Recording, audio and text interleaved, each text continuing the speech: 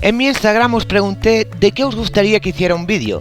Descartando a la gente que me hacía una pregunta y la gente que quería vídeos que ya tengo en mi canal, me he decidido por este. Diferencia entre bocao y filete y mi opinión. Antes de nada, vamos a ver los tipos de filetes más comunes y para qué se suelen utilizar. Filete de anillas es el más sencillo y común que existe, ya que se puede utilizar en cualquier tipo de caballo, ya que es uno de los más flojos al no tener las anillas fijas. Filete de oliva es un poco más fuerte que el anterior y debido a que las anillas son fijas y en forma de D, evita pellizcos en la comisura de los labios del caballo. Filete D, este se utiliza más bien para trabajar giros y líneas rectas por el diseño que tienen las anillas. Filete de palillos, este es recomendable para caballos jóvenes y para trabajar a la cuerda, ya que los palillos laterales evitan que el hierro entre dentro de la boca del caballo y acompaña la cara para ayudarlo a girar. Filete elevador, se usa para controlar a caballos que galopan bastante fuerte como puede ser los caballos de salto. Este filete se puede utilizar con 2 o 4 riendas. Filete Boucher, se suele utilizar en caballos que presentan problemas de boca dura o que se cogen al contacto.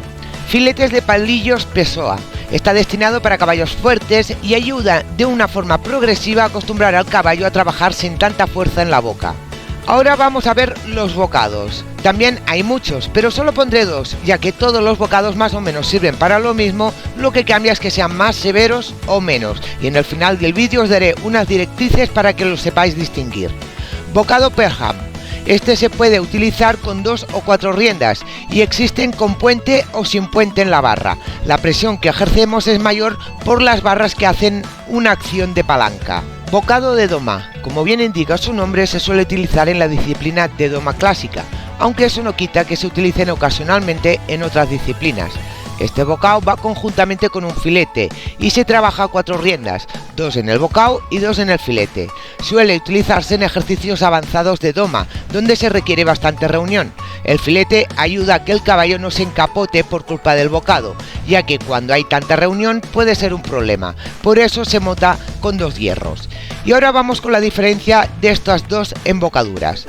El filete siempre será menos severo que un bocao, ya que actúa sobre 2 puntos, la comisura de los labios y la lengua del caballo. En cambio, el bocado actúa en 4 puntos, la lengua, la comisura de los labios, en la quijada y en el paladar. El bocado tiene patas que hacen el efecto de palanca, por lo tanto, la presión que ejercemos se multiplica dependiendo del largo de las patas. Es por eso que el bocado siempre lleva cadenilla, porque para la palanca se necesita un punto de apoyo que es la cadenilla. Como más apretada esté, menos recorrido tienen las patas y por lo tanto más palanca ejerce.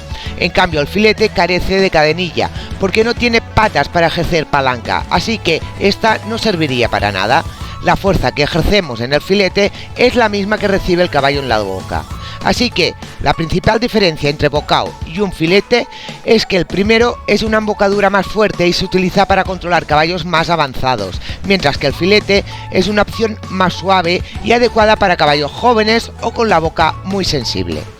Como hay tantos hierros en el mercado, pensar estas reglas para saber cómo actúan los hierros en la boca del caballo. La barra, como más delgado, más severa es, ya que el apoyo de esta se concentra en un punto muy pequeño de la boca. Como más gorda, la presión se reparte más. Existe en el mercado hierros que están huecos por dentro o rellenos. Estos últimos suelen pesar más, por lo tanto, más severos que uno que esté hueco. Una barra fija siempre es más severa que una articulada. Las patas del bocado, como más largas sean, más palanca van a ejercer con menos movimiento, por lo tanto, como más cortas, más suaves. El puente, como más pronunciado sea, más presión, así que el hierro será más fuerte que uno con menos puente.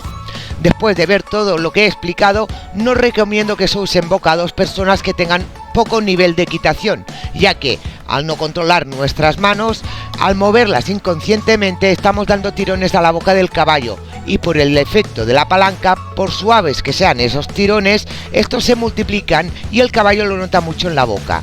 En mi opinión, el tipo de embocadura no es la que hace daño al caballo, sino las manos de un jinete. Tengo que decir que he visto muchas embocaduras en manos que no son nada suaves.